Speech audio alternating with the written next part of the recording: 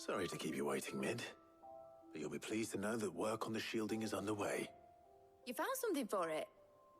In a manner of speaking, Harpocrates knew of a substance that's highly resistant to heat. A coating that should provide the protection you need. He's supervising the construction and testing of the shielding as we speak. Brilliant! I knew you wouldn't let me down. Don't thank me. I'm just the errand boy. Right then, better start working out how to bolt all these bits together. To the Black Hammer!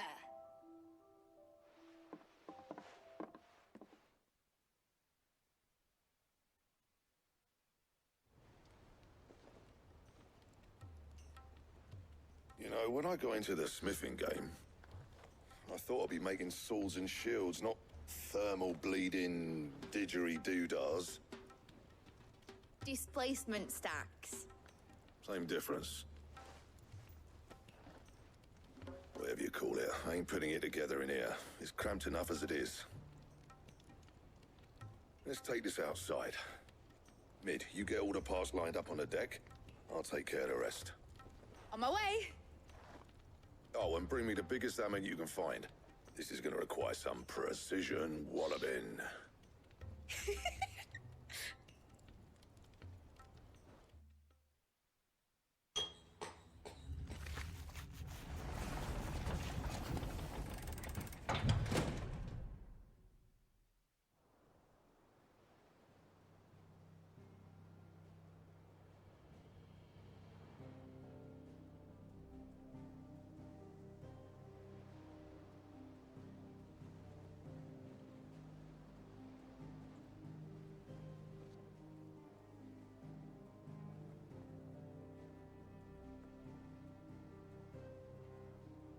It's finished! It's finally finished! Thank fuck for that. I'll be feeling my hammer arm for weeks. Thank you, Clive, Blackthorn, everyone. That's one down and just 3 more to go. I'm sorry. Oh, didn't I tell you? The Enterprise has 4 mithril engines, and we'll be needing a displacement stack for each. You don't mean... Don't worry. Now they've got a finished one to work off, my gang in Canva can build the rest. Good luck to them, I say. Right, I'm off to get a sling for this elbow. Any other work comes in, keep it to yourselves, eh?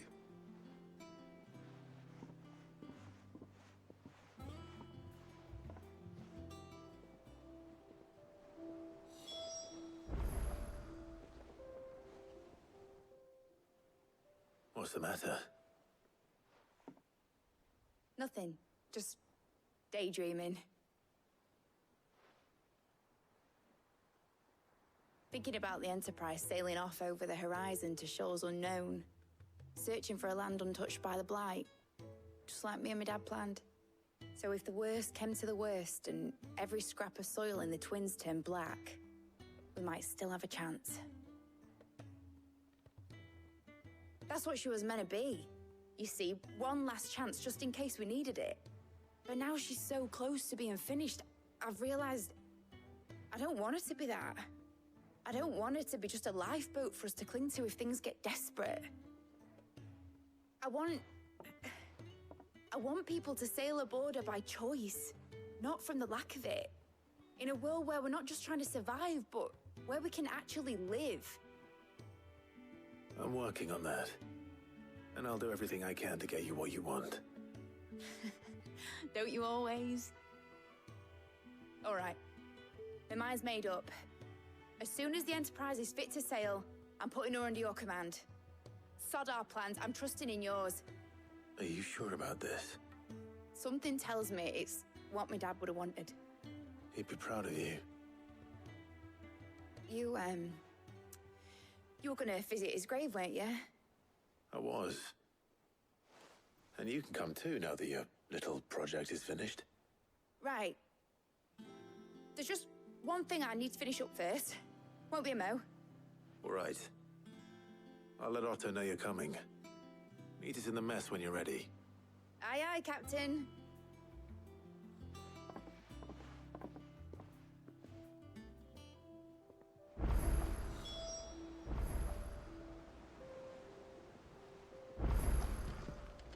told me she was building a ship. Really? That's a ship. Let's sail it around the lake. The Enterprise will have 4 Mithril engines, each needing its own displacement stack. So, just 3 more like this, and we'll be finished. Is that the thing Tomes helped to build? Yeah. He said it was some sort of chimney stack. Must be quite a fireplace. Hugo Kupka's dead, isn't he? We don't have to live in fear of him anymore.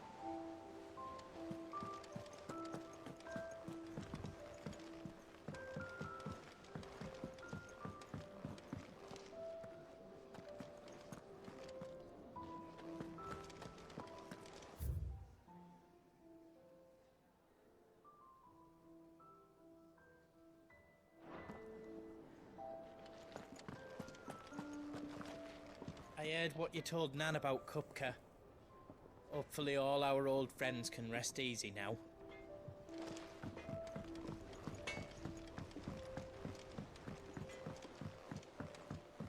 I went up to give some greens to the chocobo.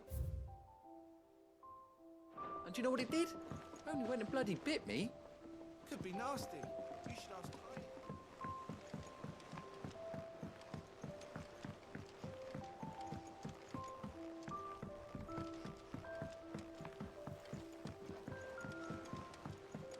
Wish I could take one of our birds for a ride.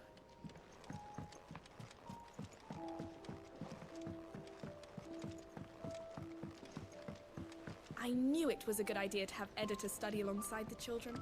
It's really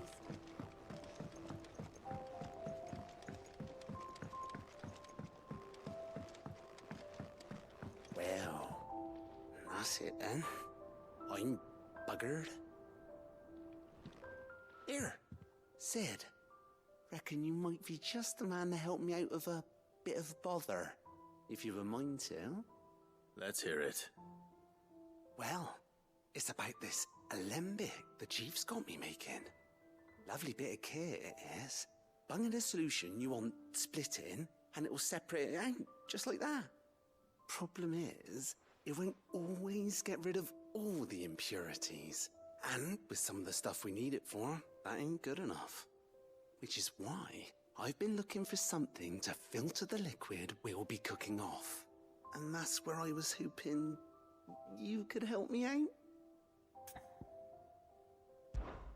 I imagine Ty could get some use out of this alembic too. Distilling medicines and the like. All right. Why not? Proper job!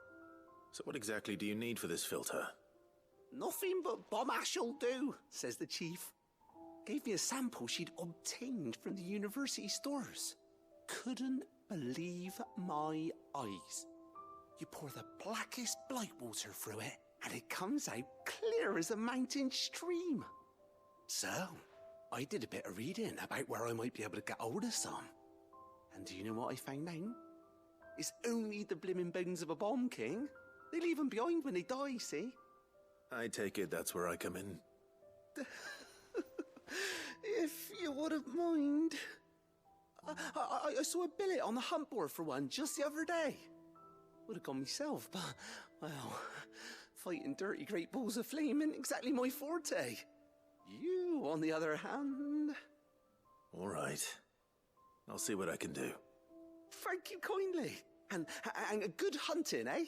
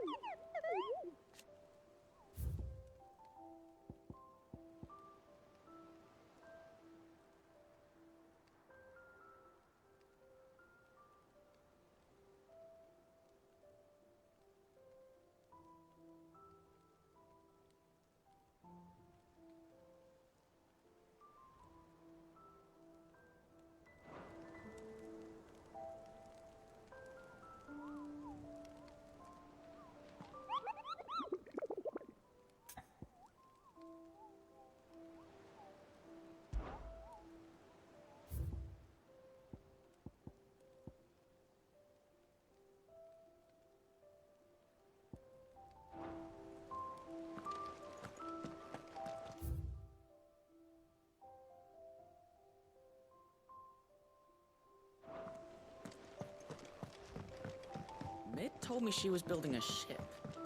Really? That's a ship. Is that the thing Tomes helped?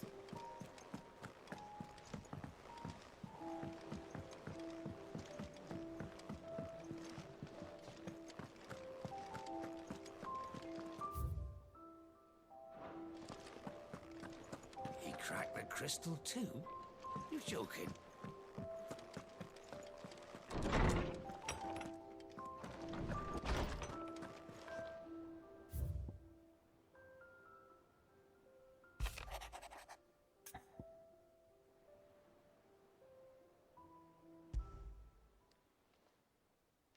Hopefully it's nothing. But I should speak to Blackthorn just in case.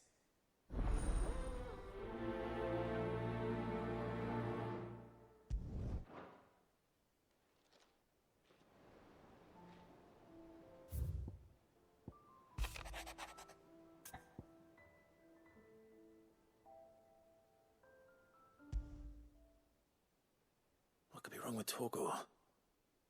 He seemed well enough when I last saw him.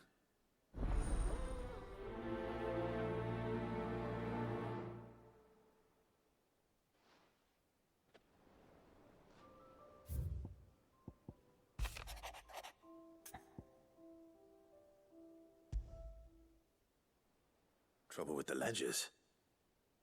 Shouldn't he be asking Otto for help?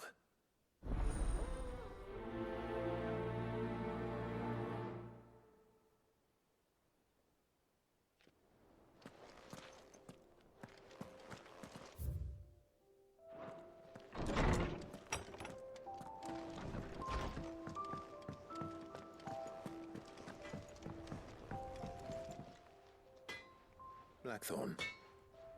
Do you have a moment? Not really, no. This won't take long. I just wanted to ask how you're getting on. August was worried about you, that you might still be doubting your craft, even after learning the trick of that cuirass. Is there something else weighing on your mind? Perhaps sharing your thoughts might help. That bastard's like a dog with a bone. Still, you've got a keen eye, I'll give him that. He's just, well, Karen showed me something. Something I've never seen before. And that was? A sword. An odd-looking thing with a single-edged blade. The metal itself wasn't anything to write home about, but fuck me, the edge on it. You could slice a man clean in two with a weapon like that, and he'd be halfway home before he even realised he'd been cut.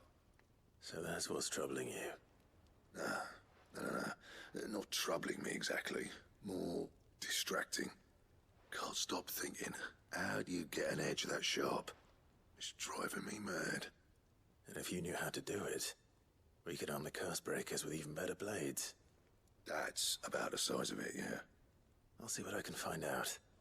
Sharper swords are always welcome. And we can't have our master blacksmith being distracted.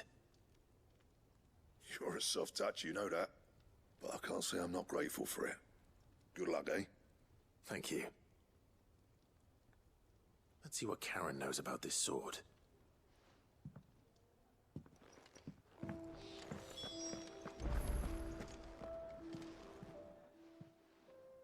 I got your note. You think something's wrong with Torgal? So you can read. Congratulations. But I didn't say how we're wrong with him. I said something weren't right. He's not been eating my treats.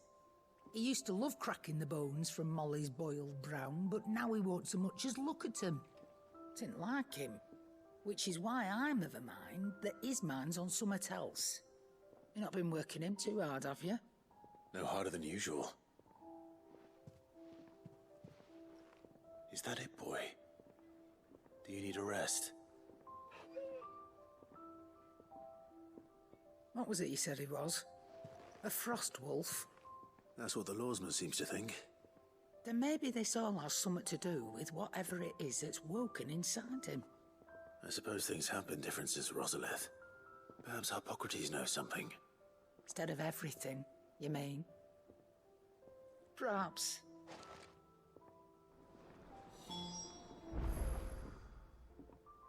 You're looking well, Karen.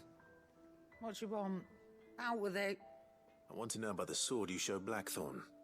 Single-edged and extremely sharp. Running around after him again, are you? I suppose I am, yes. But I need to help him find out how to work an edge like that. It's driving him to distraction. Little wonder, I suppose. There's not many like that make it as far as the twins, and those that do go straight into private collections. Which made it nice and easy finding a buyer. Can you tell me who bought it? Where is it now? You think I tell people who my clients are? Suppose you're not likely to go nicking him off me, are you now? Fine. If you stop mooning at me like that. Lord Ignac's the man you want. Dalmekian bloke. Collects weapons and the like. And he's got more money than sense, which is why he's one of my favourite clients. Reckon he'll still be at the inn in Dalamil, where I left him. Thank you, Karen. Oh, and he's a touch eccentric, if you take my meaning. I appreciate the warning.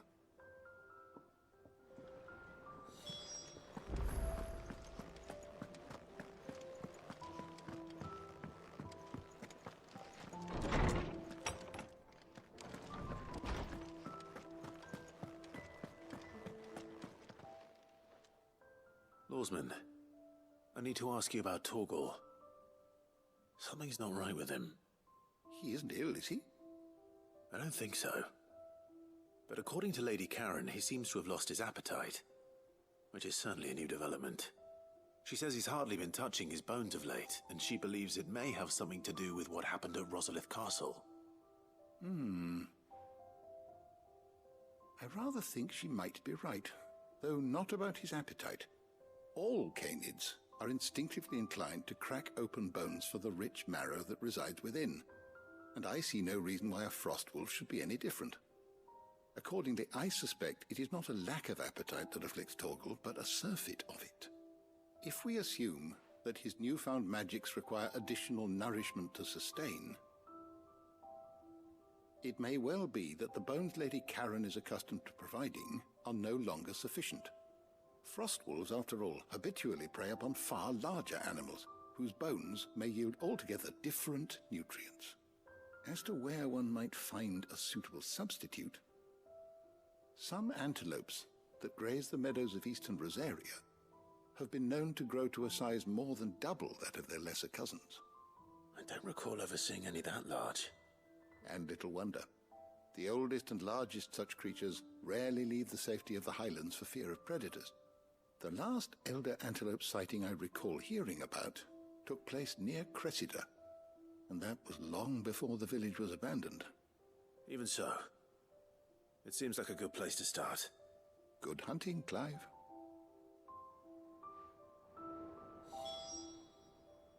Is there something I might assist you with, Clive?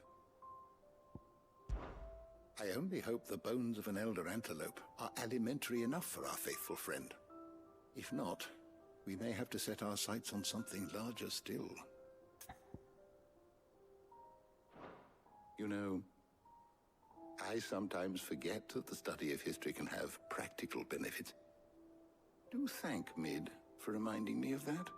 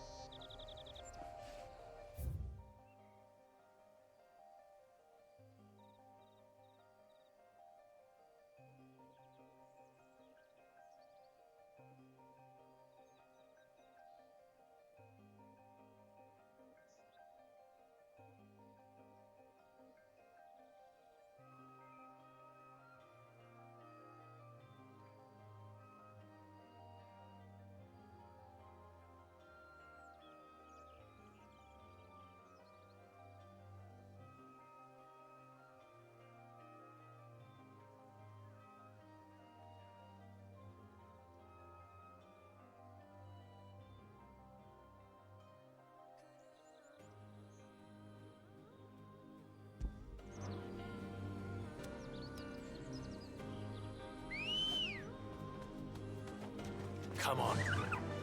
Faster!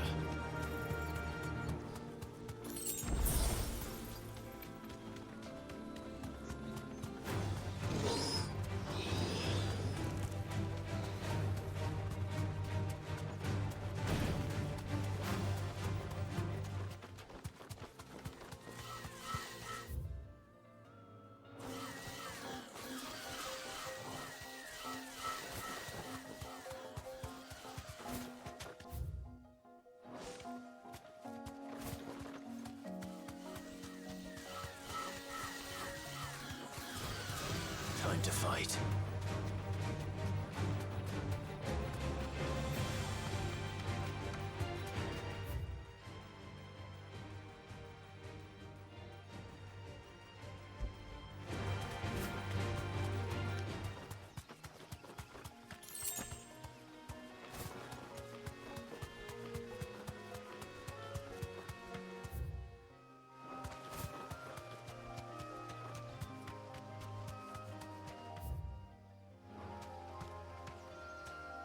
That'll do, girl.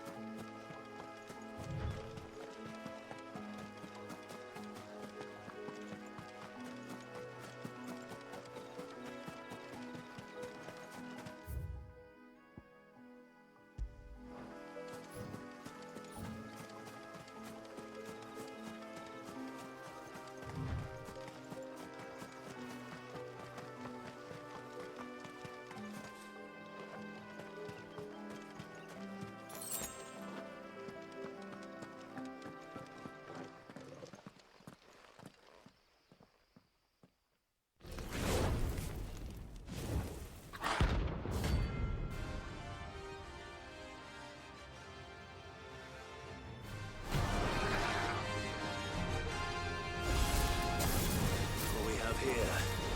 Greetings, Your Majesty.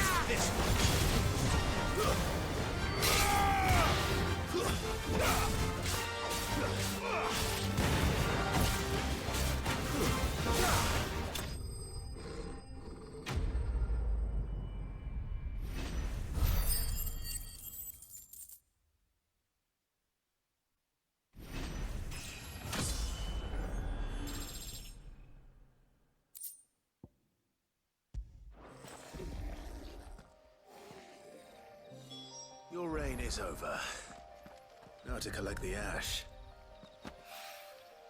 This looks like the stuff. Let's see if there's any more.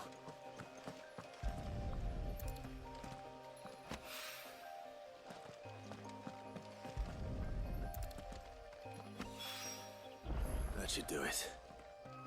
If Hawaii needs more than this, he can fetch it himself.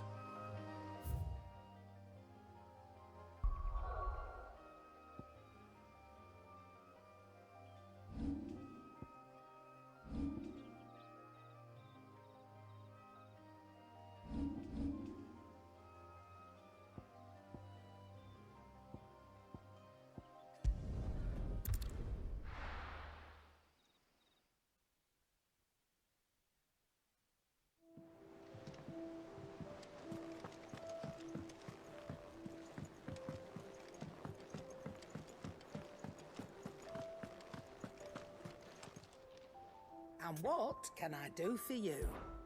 Go on, then.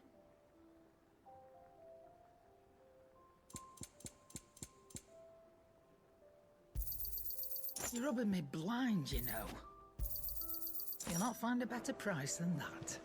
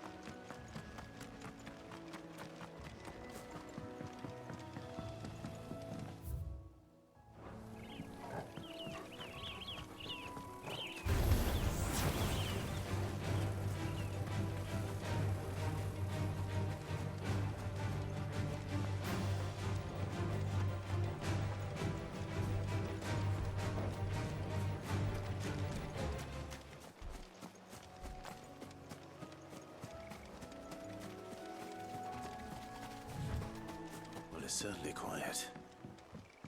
If I were a giant antelope, it would seem like just the place.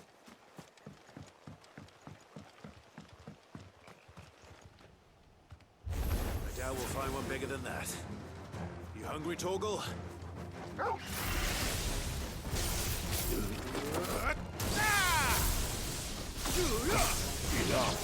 This one.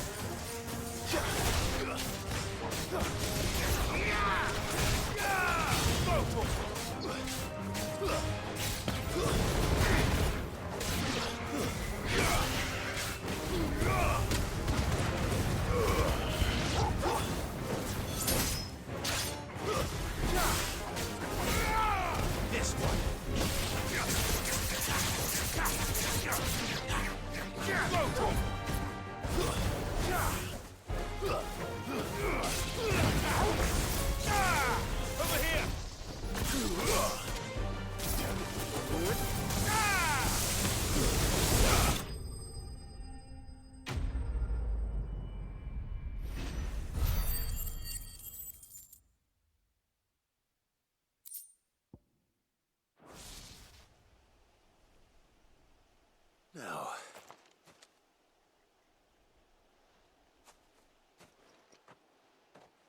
will it be enough, I wonder?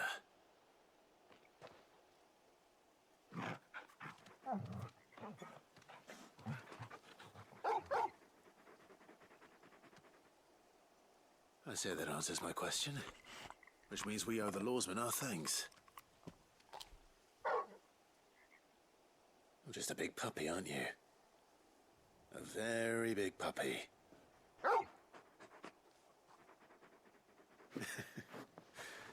You do know you can take that with you, Torgal. Lady Karen will be relieved to hear you've got your appetite back. Come on, boy.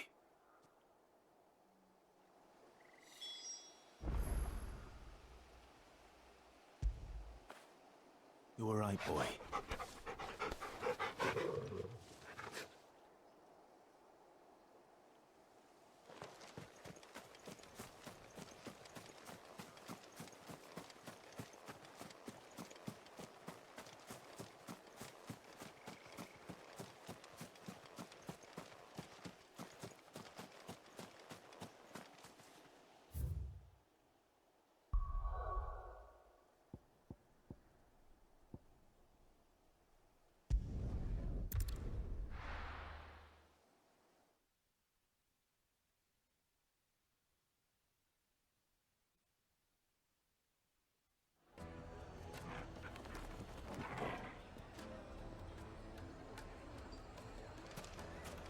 People take notice of wealthy men. Shouldn't be too hard to track down Karen's collector. The St. Drake's Fang is gone. The whole Mother Crystal gone. What are we gonna do? Calm yourself.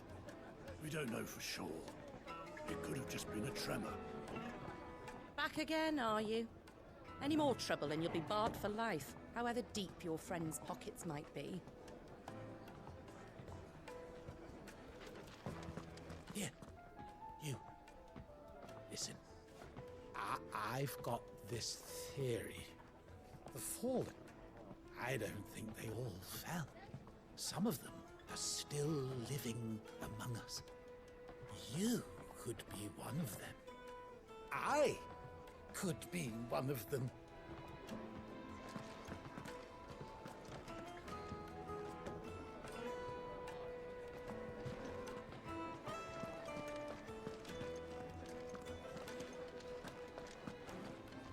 Welcome. If you're hoping for a bed, I'm afraid you'll have to look elsewhere. One of our wealthier patrons has purchased the use of every room, hoping to keep out the riffraff, as he puts it.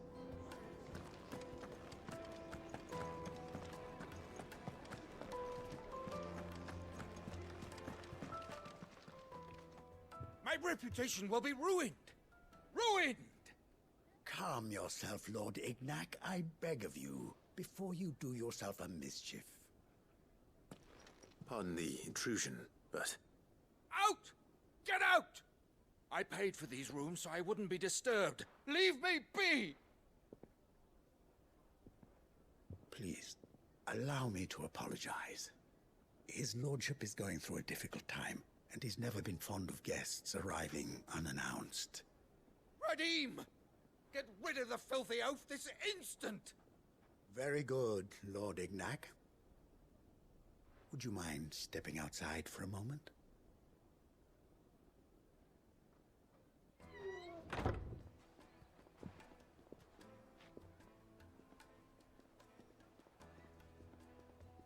I'm sorry if I've caused you any trouble. That? No. That's just how his lordship is. Though the morning's events have left him somewhat fractious. He has been dispossessed of his luggage, you see.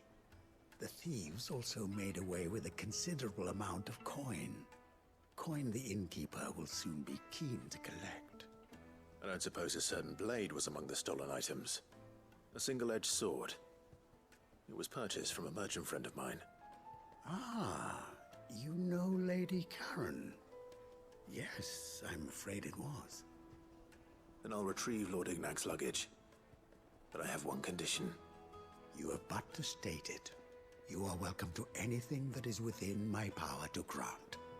I want an audience with Lord Ignac. A few minutes should be enough. Then I'll be on my way. A condition I would be a fool to refuse. Of course, you shall have your audience. I don't suppose you saw where the thieves went? I did not, no. Though some discreet inquiries made on his lordship's behalf mean that I know where you might find them. The bandit's bed. Every ill-gotten coin in Dalamal is said to pass through that disreputable corner of the Valcroy. And that's where I'm heading. I shall speak to Lord Ignac in your absence. and arrange for an audience upon your triumphant return. That will be very kind of you. Farewell, and best of luck.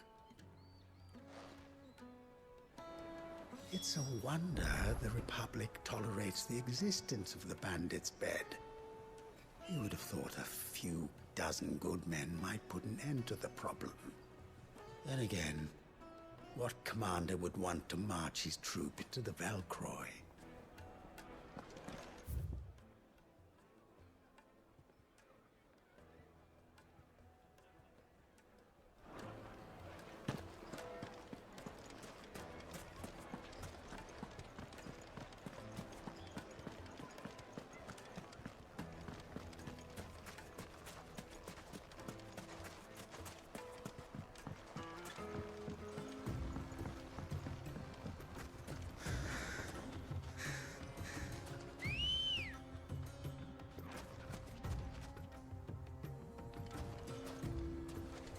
Let's go.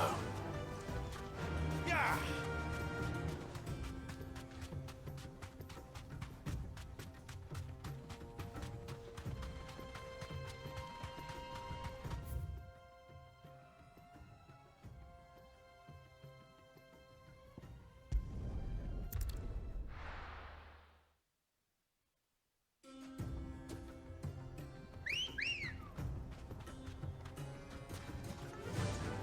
Fly, Ambrosia.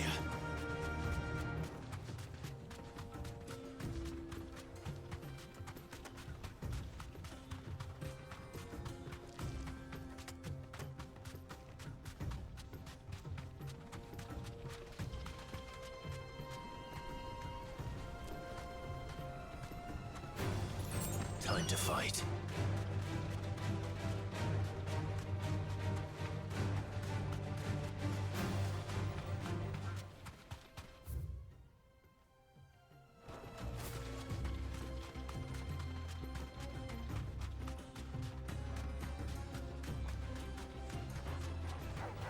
All right.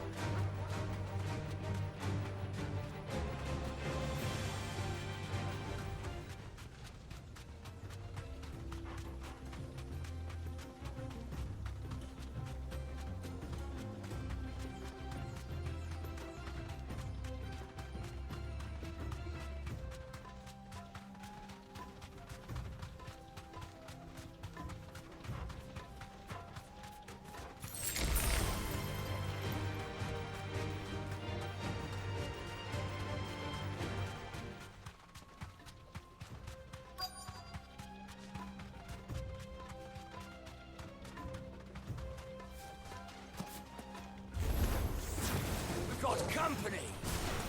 Come on, lads, let's tear the bastard's head off! Attack!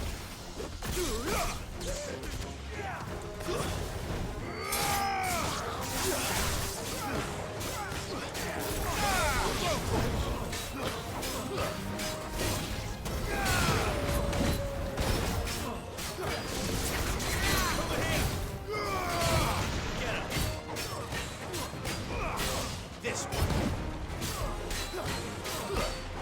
Over here.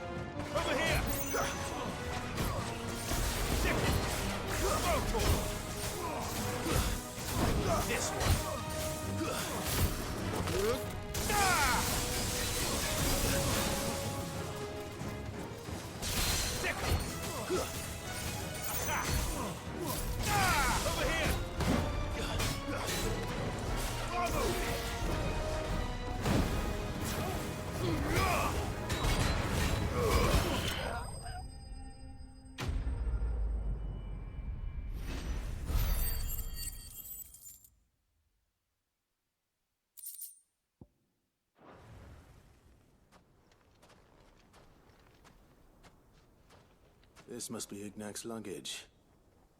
Nothing seems to be damaged. All right. Let's get it back to Dalamil.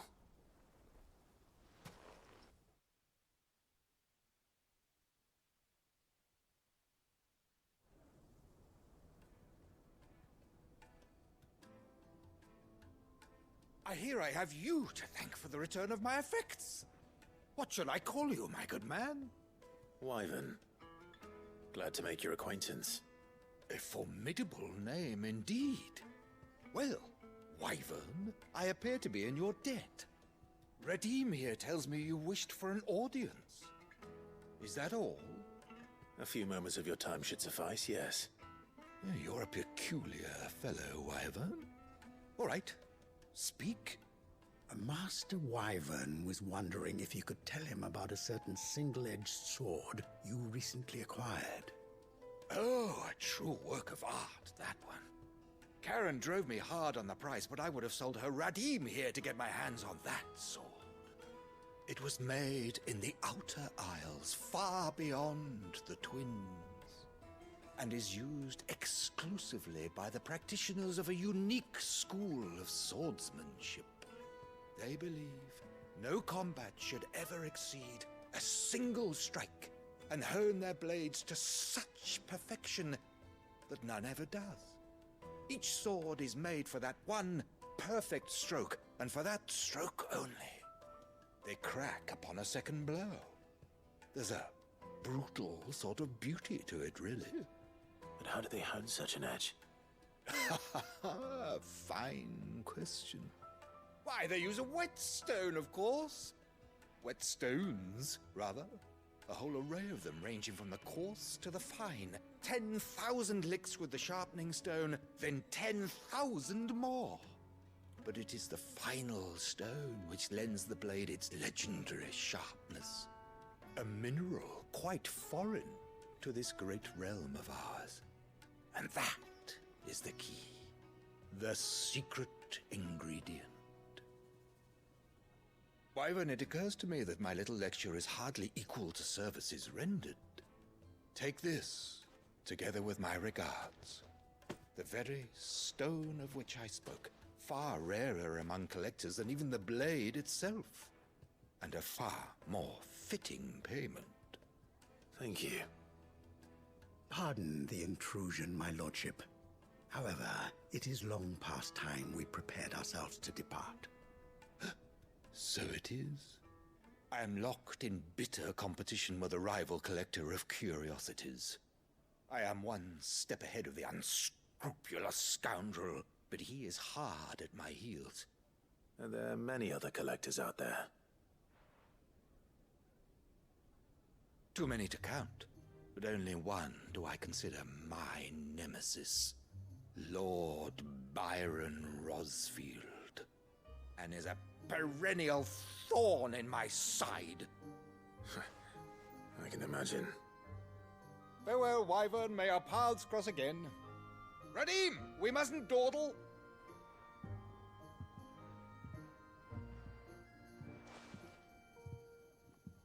I think his lordship is rather taken with you, Master Wyvern. Thank you again for your assistance. Coming, my lordship. I'll be right there.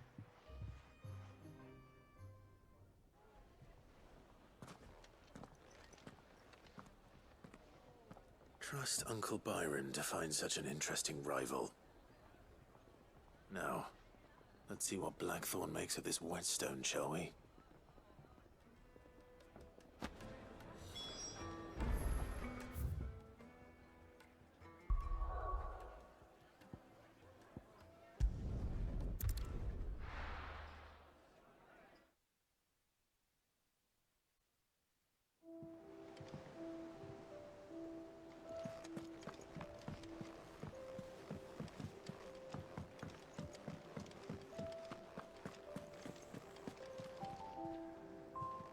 I noticed you and Torgal had gone off somewhere. Take him for a walk, did you? You could say that.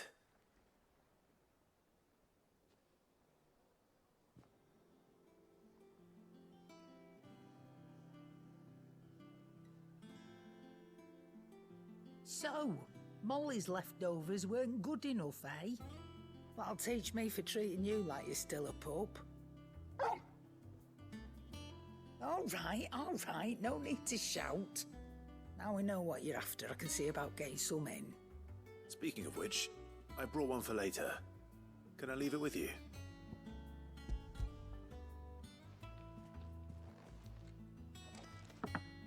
You can, aye. I'm nice like that. In return, you can thank Tomes for me. The bloody know-it-all. I was just on my way to see him.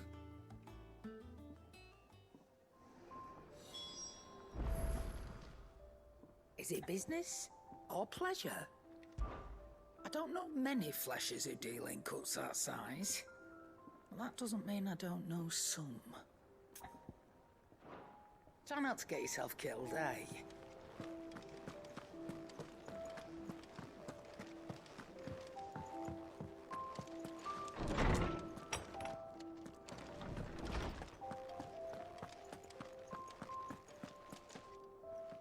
Ah, Clive.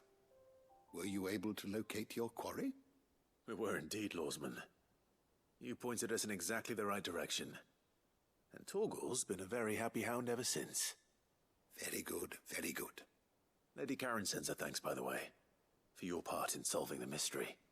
Ah. But that reminds me. After your last visit, I found myself pondering Torgal's talents. Do you recall our conversation concerning Lady Jill's role in Torgal's transformation? About how she somehow woke the power within him. Precisely that. A reasonable conclusion, I thought. But one which raised certain questions in my mind. You see, the Fenrir of legend served Shiva and Shiva alone. And while the powers attributed to him are certainly impressive, the records imply they are somewhat different in nature to those you described Torgal as having used. What are you suggesting? That Torgal may be the beneficiary of more than one Icon's power. Consider that in addition to Lady Jill, he has served as a loyal companion to you, your brother, and even the late Cid. In short, the Icons hitherto near at hand, or should I say at paw, have been diverse and plenty, and that number has only grown as the realm's dominance have fallen to your sword. One can but speculate as to how all of this has affected Torgal. He has seemed more fierce of late. And if I am not mistaken, he will grow fiercer still. We are fortunate indeed to be able to count him amongst our allies and not our adversaries. Oh, he's more than an ally. He's a friend.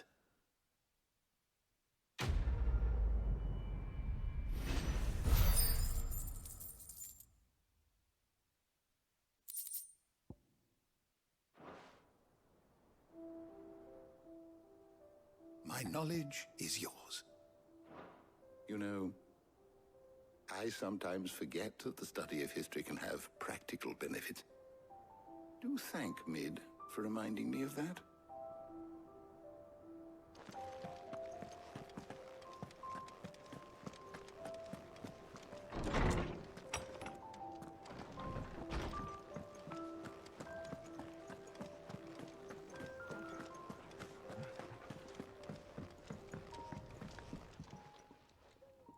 Sorry for the wait, but hopefully you'll agree it was worth it. You learned something about that sword, then? I did better than that.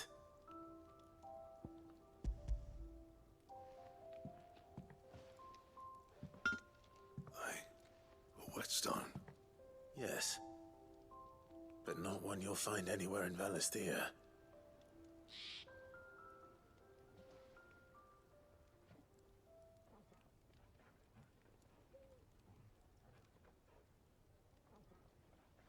No wonder I couldn't get the same finish on the grinding wheel. One hit and all done, eh? Might not be so bad if all you ever fought were duels. Good luck on the battlefield. Your second opponent would be your last, no matter how good you were. Even so, is there some way it could be used to give the Cursebreakers an edge? I think so, yeah. With this whetstone and the right kind of steel, I could probably even make a twin of the blade that rattled me. But there'd be no replacing this little rock once I worn it down to a sliver. I reckon we get a dozen swords from it, if that. Swords that the curse breakers wouldn't know how to wield properly, and that would see them through a single fire piece. Nah, no point trying to copy that thing. Be about as much use as a wax anvil. But finishing our blades with a whetstone this fine, now that's something to consider. And what's finer than fallen masonry, eh? Or more hard-wearing, for that matter. Just imagine it. Good Valisthian steel with an edge as sharp as any found in the Outer Isles. I won't make a copy, nah. I'll make something much better. I'm sure the curse breakers will be delighted. Just don't push yourself too hard. Don't you worry about me, sunshine.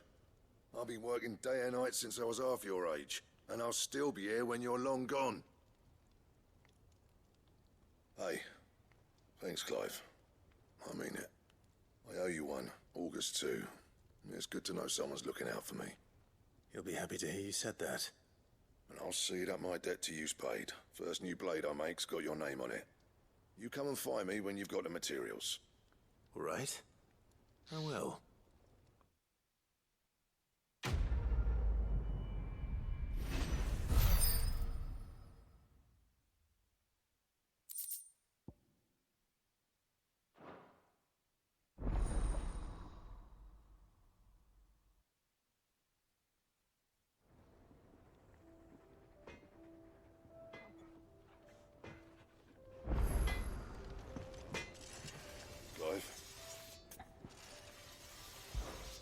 What do you want?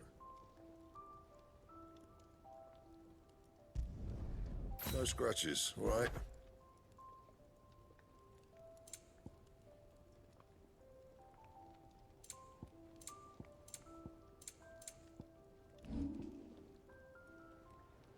That it? Fine.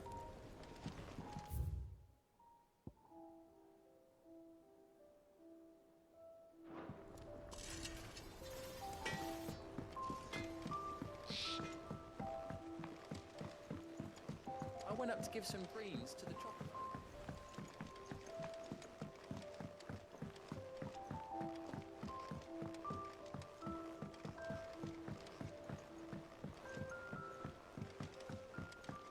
Wish I could take one of our birds.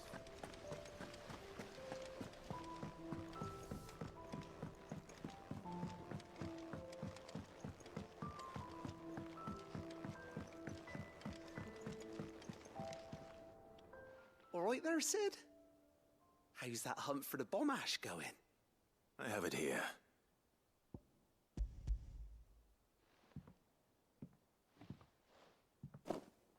That's the stuff.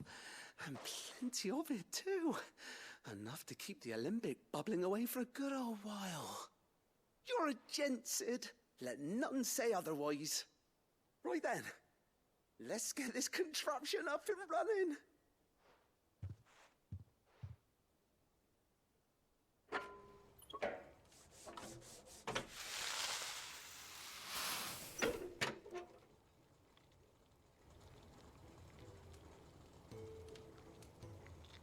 There we have it. The Telemon Alembic. And it works just like the chief said it would. Very impressive. Says the man who cut down a burning boulder. Speaking of which, I still haven't returned the favor. There's no need. The good it will do for the hideaway is reward enough. Don't be silly. Why don't you let me take a look at that bag of yours? The one you keep your potions in. Reckon I could work some magic on that. What kind of magic? Well, we happen to have isolated a substance in our test run of the Alembic that I reckon will make even the toughest leather supple as anything. Thought we might use it to breathe new life into old boots and the like. Save the hideaway a few gil. Ah, I reckon if we slap a bit on your bag, it'll loosen it up enough for you to squeeze in a bottle or two more. Well, it can't hurt to try, I suppose. That's the spirit. Leave it with me. I'll only be a mo.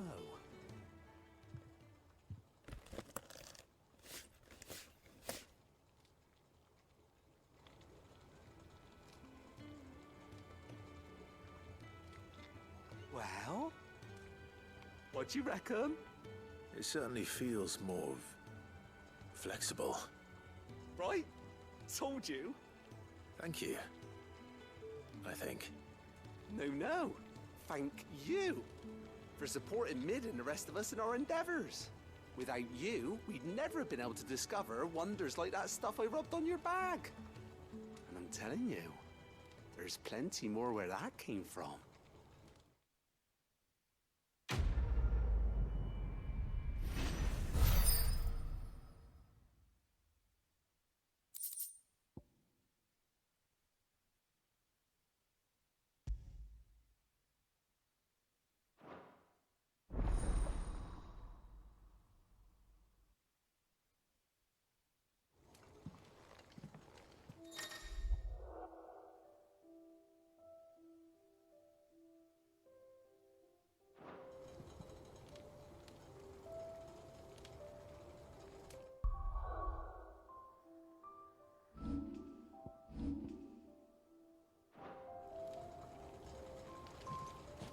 That leather loosener was only the first of the discoveries the Alembic's gonna help us make. Just you wait, Sid. Just you wait!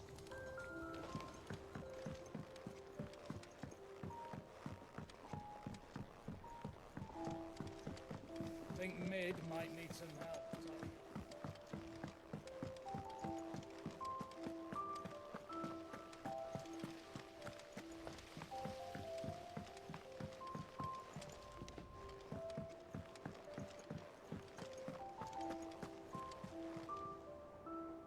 Clive, did you get my letter? That's why I'm here. Shh. Otto might be listening. Is this better? A little. Listen, I've some bad news. It turns out the Hideaway may be slightly behind in its payment to certain lenders, and it's maybe my fault. But I swear to the goddess, I thought I had the numbers square. Sadly, that square turned out to be more of a circle. 0, you might say. I can straighten it out, I swear, but it's gonna take some time, and I'm gonna need help keeping it from Otto. Bit late for that, I'd say. There you are! What a surprise! So let me get this straight. You forget to pay our lenders what they're due, and instead of coming straight to me, you get Clive to come to you. And I will dig you out of the hole you've dug for yourself. Clive, the man in charge of the place you've been cheerfully trying to bankrupt. And you thought this was a cunning plan. Why? Well, who needs paying? Oh, just Martha. And the dame. And, well, Lady Karen. But only 500 talents. We owe 3 of our most trusted friends 5 million gil. Each. 5 million each. They lent us the bulk of the money we used to rebuild the Hideaway, you see, and, well, I must have made some sort of oversight. Those ledgers were my responsibility, and it was my decision to entrust them to you. This is my fault. Do we have that much to hand? I can always ask my uncle. No, we don't. And no, you won't. We've lightened Lord Rosfield's purse enough. After the king's ransom we had off him, he deserves better than to see our begging bowl. Besides, we'll need to learn to stand on our own if we're gonna make this work. All right. But that doesn't mean you have to shoulder the burden yourself. Is there anything I can do to help? There might be. How'd you fancy taking these to Martha and the dame? Rocks. Rocks, he says. Worth 1,000 talents apiece, these are. A little something Sid and I set aside for when times got lean. And I reckon 15 million in overdue debt probably qualifies. I just hope our associates' eyes are a bit more discerning than yours. I'm sure there will be. Should be me making the rounds, really. But you know how it is with this place. Orders to bark, arses to wipe, and all that. I know. Which is why I don't mind going in your place. Go. Do you know why I only gave Master Clive here 2 star rubies? Because you'd rather Lady Karen killed me. Because I'd rather Lady Karen killed you. Yes. Well, I suppose this is goodbye then. Don't worry. I'm sure Karen will understand. Really? Do you think so? No, I don't.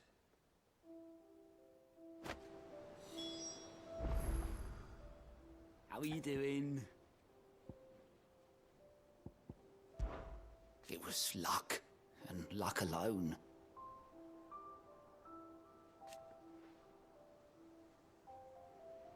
But now,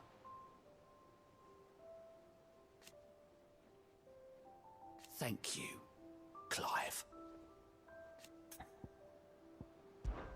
I'm sorry to drag you into this, Master Clive. It's just I couldn't think who else to ask, and you're always so willing to help everyone.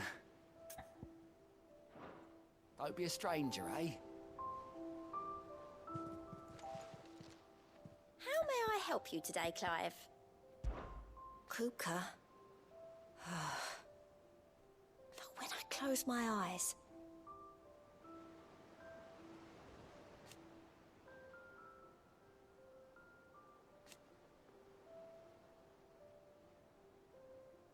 Only I don't know how. I wish you were here. May the goddess go with you.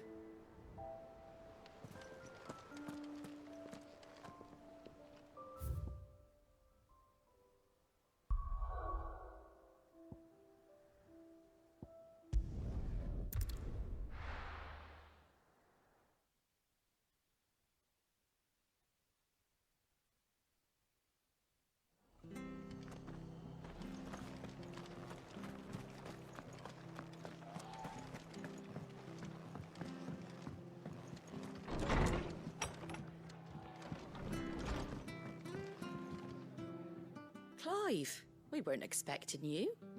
I wasn't expecting to be here, but it seems we still owe you a considerable amount of coin for your help with our rebuilding efforts.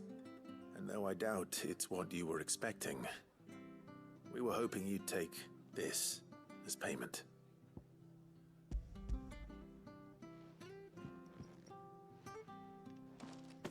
A star ruby?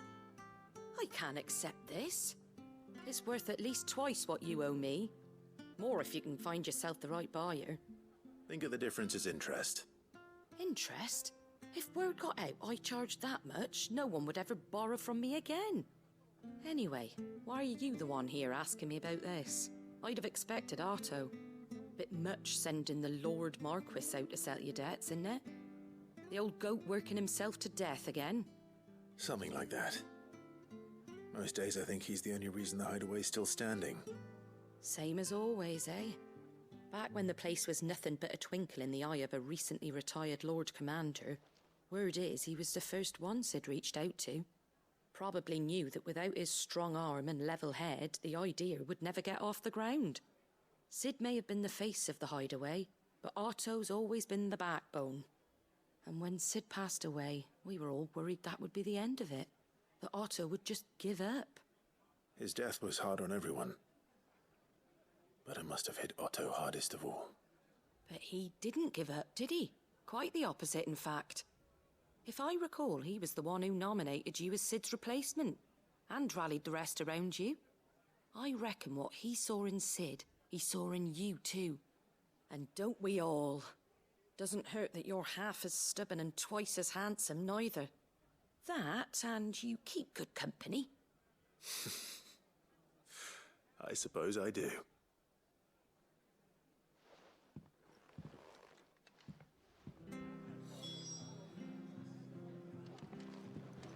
Suppose now I have to find someone who can actually afford a star ruby.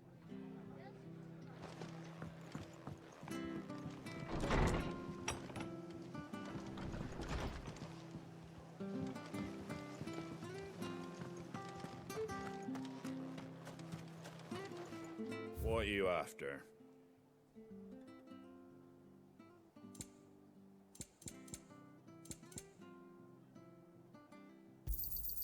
There you go. Much obliged. Thanks very much. There you go. That all, is it?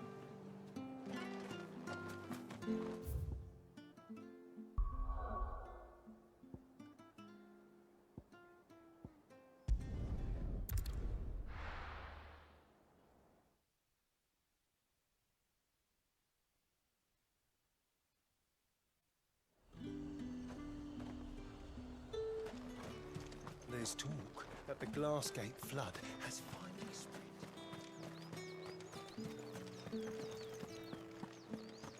Citizens are free to come and go as they please. Checkpoint's open to all. You'll find a little beyond Northridge, though. When the throne moved south, most with any sense followed. Did you hear? The gates to Heavenhall in the area were breached by someone. Or something. The steward was in town earlier looking for men to come and repair it, but no one was keen to help. I want to see you again tonight, but the captain's late with our pay. It's all right. I'll be waiting.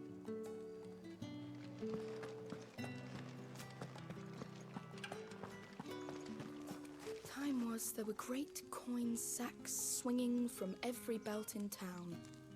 Not anymore.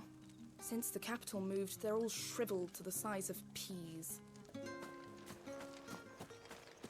Seeing as business is scarce these days, the Dame decided we should all learn to read. I only wish she had some smaller books. My arms ache something fierce. What am I going to do without Sweetwater and Oil of Talc? Still no caravan from the Dominion's parfumeries yet, then? Milady, I come bearing gifts. Gifts? Whatever is the occasion.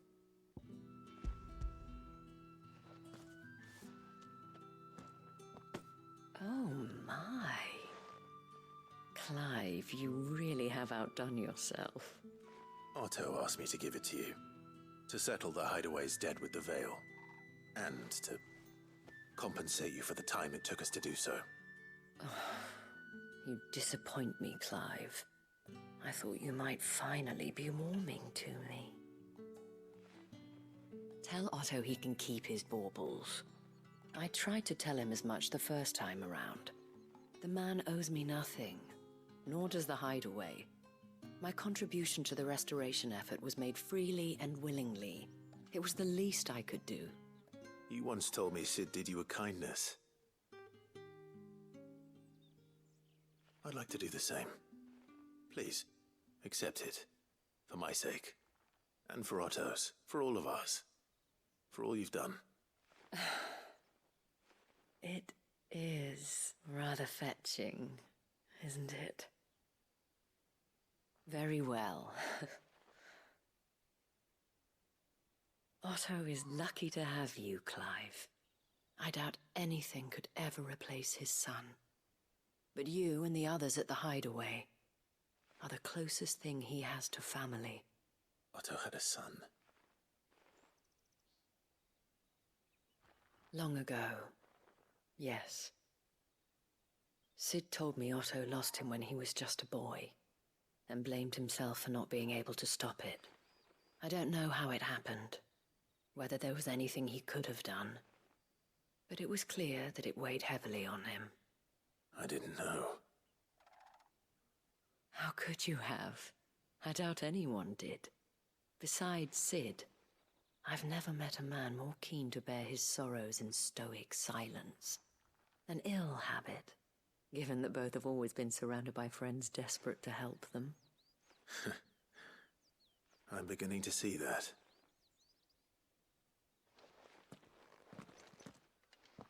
Go will want to know the stones were delivered, if he's still with us. Give my regards to Otto, and tell him I do so miss his visits.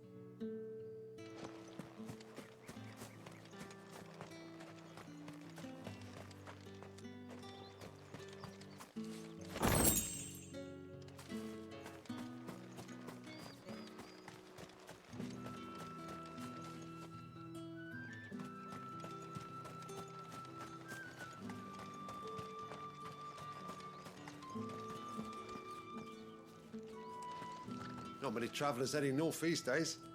What with the fields barren and the Penitent's Gate closed.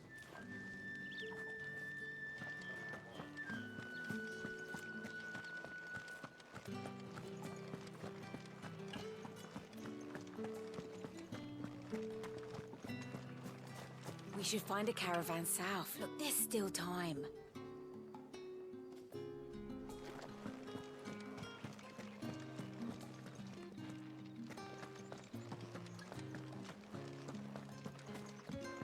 How much longer do we have to be here?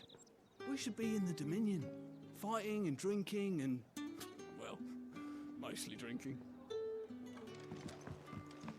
Have you not heard? The capital has been abandoned. There's naught left here for anyone but ghosts.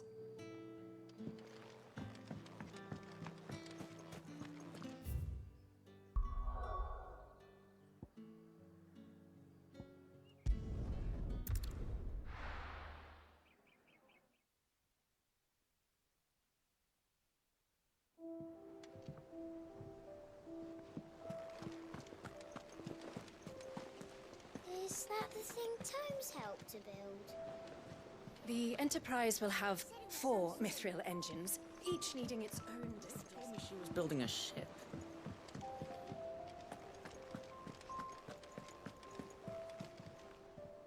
Goat.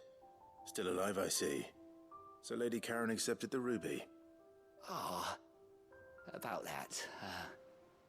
I tried my best, but she was just too stubborn to take it. She threw it right back in my face, in fact, and told me I could stick my stupid stone where the sun don't shine. Karen refused payment. I hope it wasn't something I said. I'm sure you were as tactful as ever. Let me see what I can do. Oh, wonderful. I hope you have better luck than I did.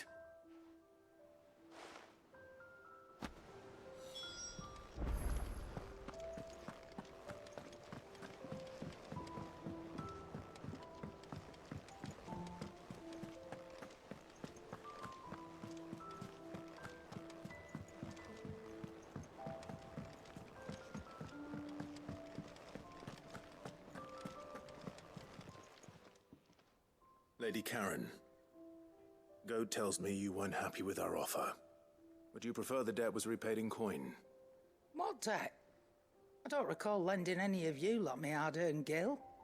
I may have tossed a talent or two in the Hideaway's coffers, but those were donations, and you can hardly call it charity if you go asking for it back. Of course not. But one good turn deserves another. And our circumstances have changed. Surely you wouldn't shun the gratitude of a pauper who happened to have become a prince. Oh, so you're a prince now, are you? Fine. But I'm selling it and taking what I'm owed, then you're getting the rest whether you like it or not.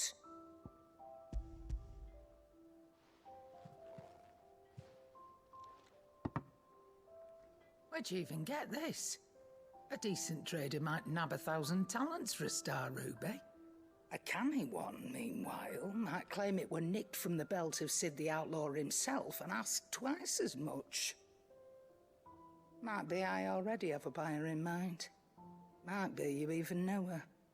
A fine continental maid whose beauty's only eclipsed by a guile in commerce.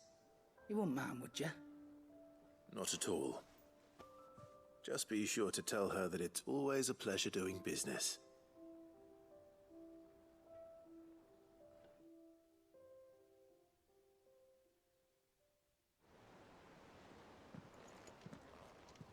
I hear you ended up delivering all 3 stones. Thanks to this lump. I sometimes wonder what I pay you for. Speaking of which, I still haven't been paid last month's wages. Oh, so you remember what's owed to you then? Get your ass behind that disc of yours and don't get up before those ledgers are square. Right away.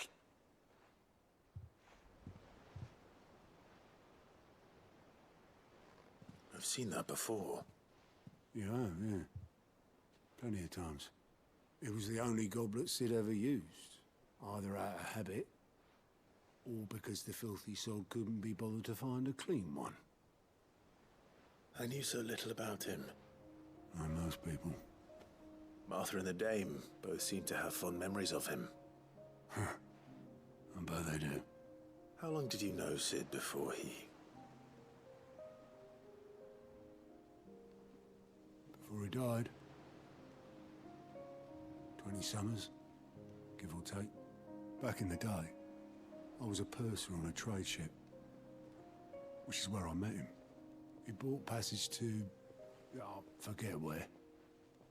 But having nothing better to do on the long nights, we set up drinking island rum till the morning bell dragged me back to my duties. Quit my post not long after that. On account of making a fine maiden's belly fat. But me and Sid stayed close. Promising we'd one day sail the seas again. That was... before fate stepped in. And said she was having none of it. The magic woke inside my son soon after his first name day. And there was no hiding his knack. Couldn't you and your family have... My family were the ones who summoned the constable. Wanted the monster taken away. I couldn't turn my back on him. Forget what I felt. And I couldn't for the life of me understand how they could. Luckily, Sid was of the same mind as me. It was him who stood beside me when all I wanted was to tear the whole world down. Him who cried for me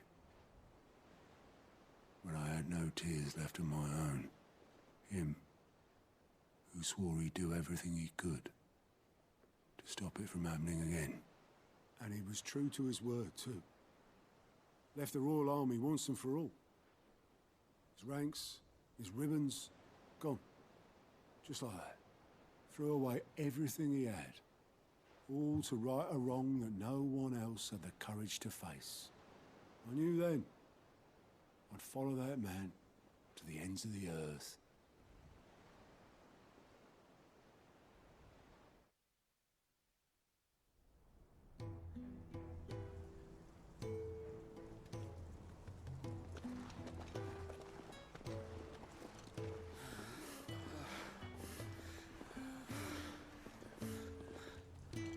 He was always too clever for his own good, was Sid.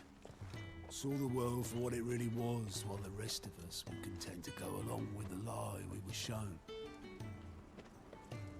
And it can't have been easy, bearing that burden alone.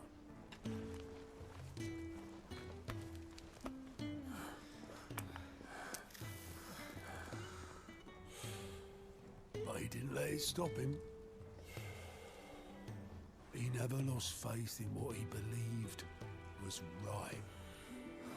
And that gave us faith in him. Faith he'd steer us true. So I swore to myself that I'd always be right behind him, ready to catch the stubborn sod, if ever he should fall.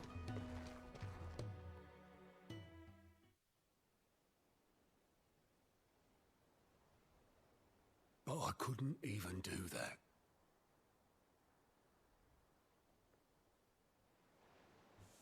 Ignore me. Just the ramblings of a tired old man. Leave that lot. I'll tidy it up in a bit.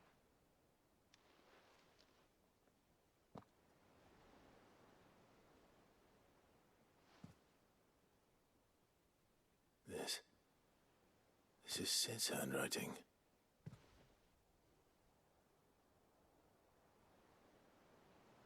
Dear Otto. I may be drunk, but I wanted you to know this place would be fucked without you. Love you, you grumpy old sod.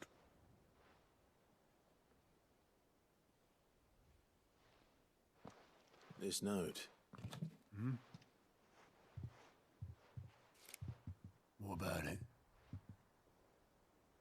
Sid was right. Without you, we'd all be lost.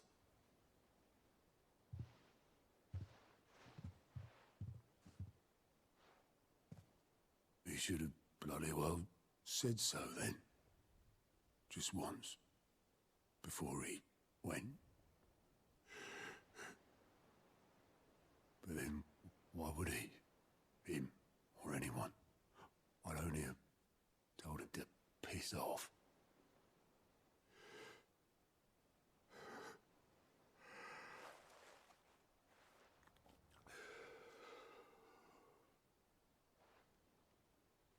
You're wrong, though. Both of you. It was never just me keeping the hideaway afloat. It was all of us. I just shoved people in the right direction, and I barely seem to be able to do that anymore.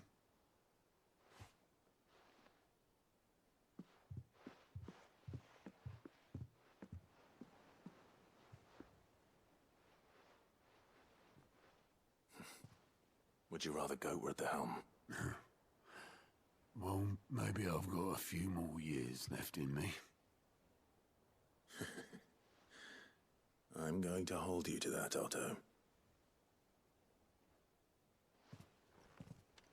Before you go, Sid would have wanted you to have this. But that's... This'll do me just fine.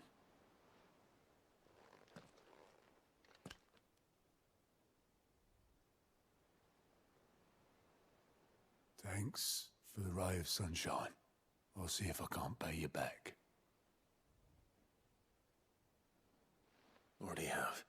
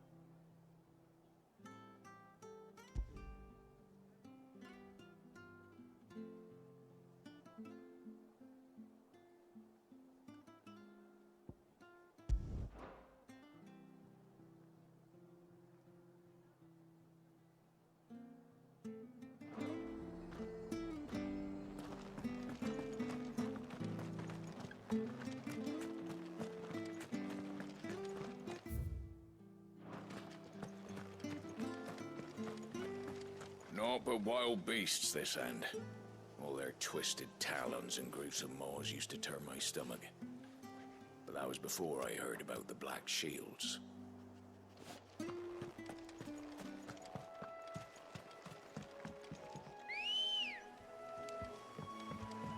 Good girl.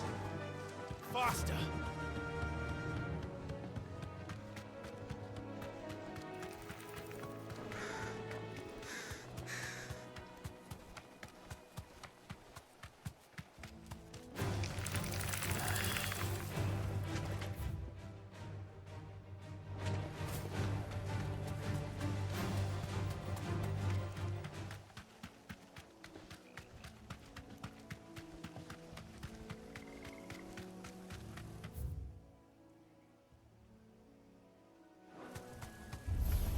All right.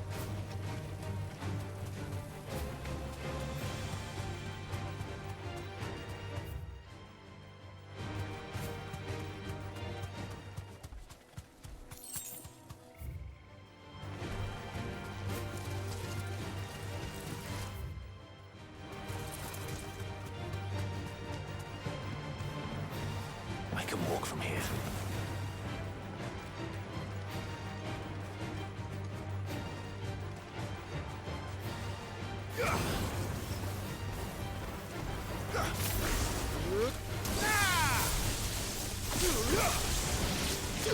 Vocal! Get him! Over here!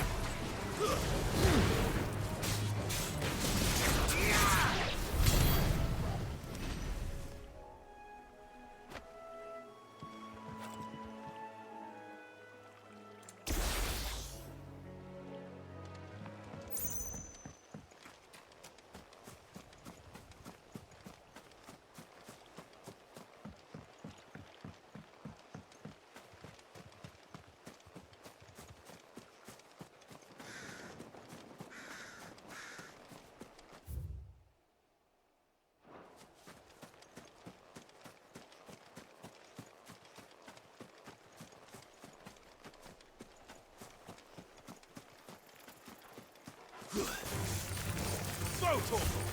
Ah! Ah! Get him!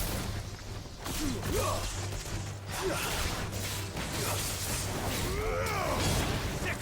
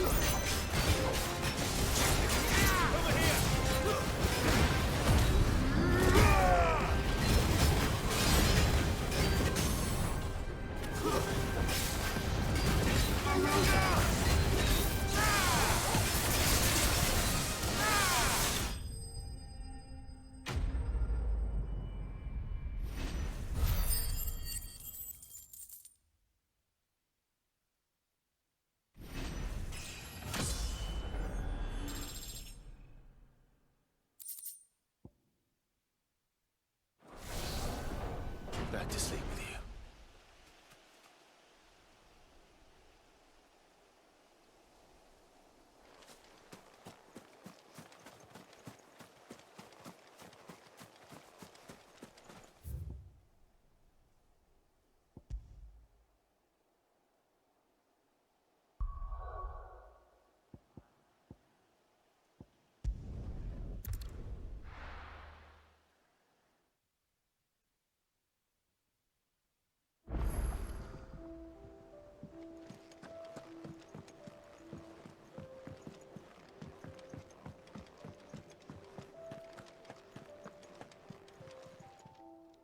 And what can I do for you?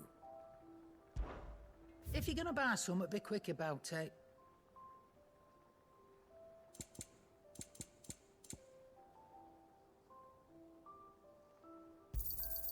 It'd better all be here. You're rubbing me blind, you know. You'll not find a better price than that. Finished, are you? I heard what you told Nan about Kupka. Hopefully all our old friends can rest easy now.